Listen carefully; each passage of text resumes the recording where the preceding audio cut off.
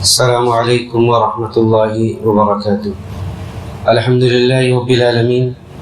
والصلاة والسلام علی سید الانبیاء وافضل المرسلین نبینا محمد وعلی آلہ واصحابہ اجمعین، اما بعد۔ وعن ابی ہریرہ رضی اللہ تعالی عنہ فی قصۃ ثمامة بن عثال رضی اللہ عنہ عندما اسلم وامرہ النبی صلی اللہ علیہ وسلم ان یغتسل، رواہ عبدالرزاق و اصلہ متفق علیہ۔ معزز حاضرین، محترم بزرگوں، دوستو، غسل کن چیزوں سے واجب ہوتا ہے؟ کون سے ایسے اعمال ہیں جن کے کرنے کے بعد غسل شرعی واجب ہوتا ہے؟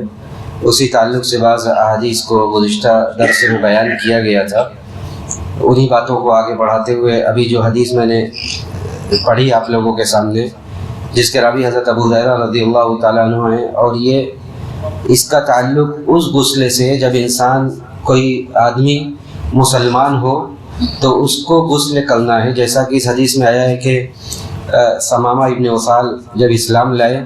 تو اللہ کے رسول صلی اللہ علیہ وسلم نے انہیں حکم دیا کہ وہ غسل کریں۔ اس سے علماء نے یہ استنباط کیا ہے کہ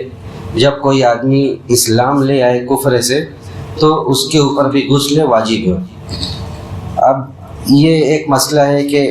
غسل واجب ہے یا غسل مستحب ہے۔ دیکھیے، اس میں علماء کی دونوں طرف دلیلیں ہیں اور دونوں طرف لوگ گئے ہوئے ہیں۔ حدیث کے لفظ سے یہ سمجھ میں آتا ہے کہ یہ واجب ہے، کیونکہ اللہ کے رسول صلی اللہ علیہ وسلم نے دعاوی کہتے ہیں کہ یہ حکم دیا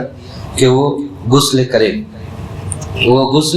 کرے، اسی لیے زیادہ احوط بات یہی ہے کہ اس کو واجب مانا جائے، اور جو آدمی اسلام لے آئے اس کے بارے میں یہی کہا جائے کہ اس کے اوپر غسل واجب ہے، حالانکہ یہ اختلافی مسئلہ ہے۔ اور بہت سارے علماء یہ کہتے ہیں کہ واجب نہیں بلکہ مستحب ہے، کیونکہ دلیلیں دونوں طرف ہے۔ لیکن پھر میں وہی بات کہوں گا کہ احوط یہی ہے کہ یہ کہا جائے کہ جو اسلام لے آئے وہ غسل کرے۔ اس کے بعد دوسری حدیث نماز جمعہ کے لیے غسل کرنے کے تعلق سے، جس کے تعلق سے ایک روایت پہلے گزر بھی چکی ہے۔ حضرت ابو سعید الخدری رضی اللہ عنہ ان رسول اللہ صلی اللہ علیہ وسلم قال غسل الجمعۃ واجب علی کل محتلم۔ اس حدیث میں اللہ کے رسول صلی اللہ علیہ وسلم نے فرمایا کہ جمعہ کے دن کا غسل ہر محتلم کے اوپر، ہر بالغ کے اوپر واجب ہے۔ دوسری حدیث اسی تعلق سے اس کو پڑھنے کے بعد مسئلہ کی وضاحت کی جائے گی۔ وعن سمورة قال قال رسول اللہ صلی اللہ علیہ وسلم من توضأ یوم الجمعۃ فبها ونعمت ومن اغتسل فالغسل افضل۔ اس حدیث میں سمورہ ابن جندب کہتے ہیں کہ اللہ کے رسول صلی اللہ علیہ وسلم نے فرمایا کہ جس نے جمعہ کے دن غسل کیا تو اس نے بڑا اچھا کام کیا، لیکن جس نے جمعہ کے دن وضو کیا اس نے اچھا کام کیا، لیکن ومن اغتسل فالغسل افضل، اور جس نے غسل کیا تو بہرحال اس نے افضل و بہترین کام کیا۔ تو اس حدیث سے، پہلی حدیث سے یہ سمجھ میں آتا ہے کہ جمعہ کا غسل یہ واجب ہے ہر بالغ کے اوپر، اور دوسرے حدیث سے یہ سمجھ میں آتا ہے کہ اللہ کے رسول نے یہ فرمایا کہ جو آدمی وضو کر لے اس نے بھی ٹھیک ٹھاک کام کیا، کوئی مسئلہ اس میں نہیں ہے، لیکن بہرحال جس نے غسل کیا اس نے افضل کام کیا۔ تو اگر جمعہ کے دن کا غسل واجب ہوتا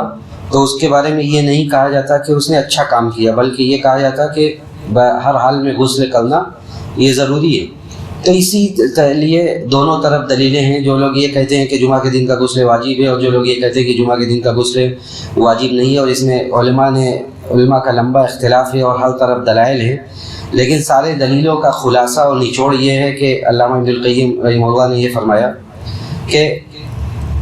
بغیر کسی مجبوری کے جمعہ کے دن کا غسل نہیں چھوڑنا چاہیے۔ احوط یہی ہے کہ بغیر کسی مجبوری کے جمعہ کے دن کا غسل نہ چھوڑنا چاہیے، کیونکہ وجوب کی دلیلیں زیادہ قوی ہیں۔ جو لوگ یہ کہتے ہیں کہ واجب ہے ان کی دلیلیں زیادہ قوی اور زیادہ مضبوط ہیں۔ تو اسی لیے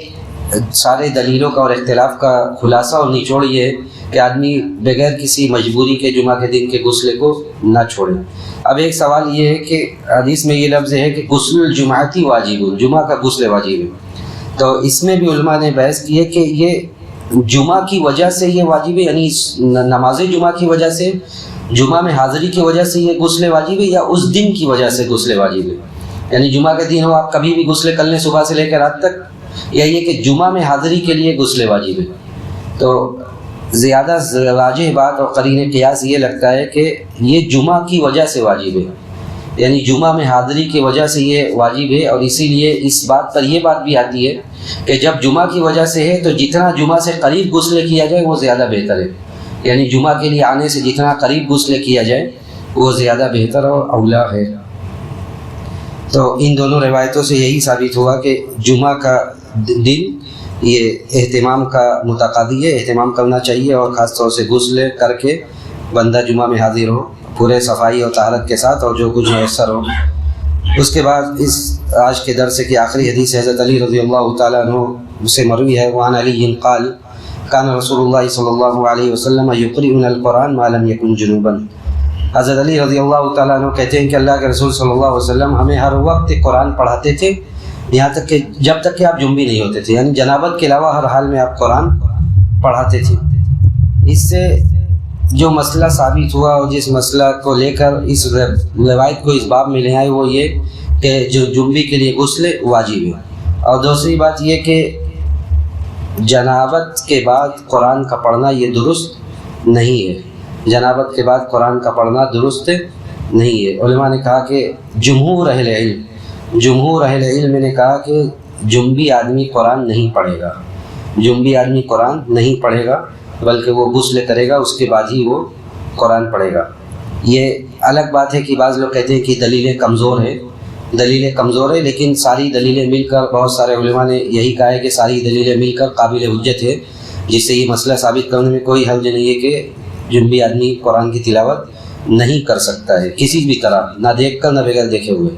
کسی بھی طرح وہ قرآن کی تلاوت نہیں کر سکتا۔ جمہور اہل علم کا یہی کہنا ہے۔ اور امام شافعی سے جب غالباً پوچھا گیا تو امام شافعی رحمہ اللہ نے بھی دلیل کے باوجود کہا کہ دلیلیں کمزور ہے، لیکن احوط یہی ہے چونکہ دلیلیں ہیں، بہرحال دلیلیں ہیں، اور انہوں نے یہی بات کہی کہ ساری دلیلوں کو ملا کر وہ دلیلیں قابل حجت ہے، اور اسی لیے جنبی آدمی کے لیے قرآن کا پڑھنا یہ درست بات نہیں ہے۔ اور جہاں تک حائضہ کی بات ہے اس کی بات آگے آئے گی۔ بعض لوگ کہتے ہیں کہ حائضہ کے لیے قرآن پڑھنا جس طرح جائز ہے، بہت سارے علماء کہتے ہیں جائز ہے، اور دلیلیں آگے بات آئیں گی اس سلسلے میں، تو اسی پر بعض لوگوں نے کہا کہ جنبی کے لیے بھی جائز ہے، لیکن دونوں باتیں الگ ہیں، دو الگ الگ باتیں ہیں، دونوں کو ایک دوسرے پر قیاس نہیں کیا جا سکتا۔ جہاں تک حیض کی مدت ہے وہ لمبی مدت ہے، اور جنابت کے لیے آپ فوراً غسل کر کے طہارت حاصل کر سکتے ہیں، اس لیے جنبی کے بارے میں واضح اور متفق مسئلہ یہی ہے کہ وہ قرآن کی تلاوت نہیں کر سکتا، بلکہ وہ فی الفور نہائے دھوئے اور اس کے بعد پھر کہ قرآن کی تلاوت کرے۔ اور اس کے بعد وعن ابی سعید الخدری قال قال رسول اللہ صلی اللہ علیہ وسلم اذا اتى احدكم اهله ثم اراد ان يعود فليتوضا بينهما وضوءا۔ حضرت ابو سعید خدری رضی اللہ تعالیٰ عنہ کہتے ہیں کہ اللہ کے رسول صلی اللہ علیہ وسلم نے، یہ حدیث بھی اس بارے میں ہے کہ غسل کا ایک اور وقت ہے کہ آدمی کب غسل کرنا چاہیے، کہا کہ اللہ کے رسول صلی اللہ علیہ وسلم نے فرمایا کہ جب کوئی آدمی اپنے بیوی سے مباشرت کرے، ثم اراد ان یعود، اور پھر دوبارہ ارادہ کرے کہ دوبارہ پھر لوٹے پھر کرے، فلیتوضا بینہما وضوءا، تو دونوں کے درمیان، دونوں جماع و مباشرت کے درمیان وضو کر لیں، اس لیے کہ دوسری روایت میں یہ اضافہ ہے کہ فإنہ انشط للعود، کہ یہ دوبارہ لوٹنے کے لیے زیادہ نشاط کا باعث ہے، یعنی وہ وضو کر کے جب دوبارہ آئے گا بیگم کے پاس تو یہ زیادہ اس کے نشاط کا باعث ہے، اس سے زیادہ تازگی اور فرحت و انبساط حاصل ہوگا۔ تو یہ بھی اس سے بھی یہ پتہ چلا کہ یہ دیکھیے یہ وضو بھی واجب نہیں ہے، اور غسل کی بات تو ہے ہی نہیں، وضو ہے، یہ وضو واجب نہیں ہے، مستحب ہے، اگر آدمی چاہے تو وہ وضو کر کے بیچ میں آئے تاکہ اس کو زیادہ نشاط حاصل ہو۔ اللہ سبحانہ و تعالیٰ سے ہم یہی دعا کرتے ہیں کہ رب العالمین ہمیں حدیث کو پڑھنے، سمجھنے اور اس پر عمل کرنے کی توفیق نصیب فرمائے۔ وصلی اللہ علی نبینا محمد وعلی آلہ وصحبہ اجمعین۔ والسلام علیکم ورحمۃ اللہ وبرکاتہ۔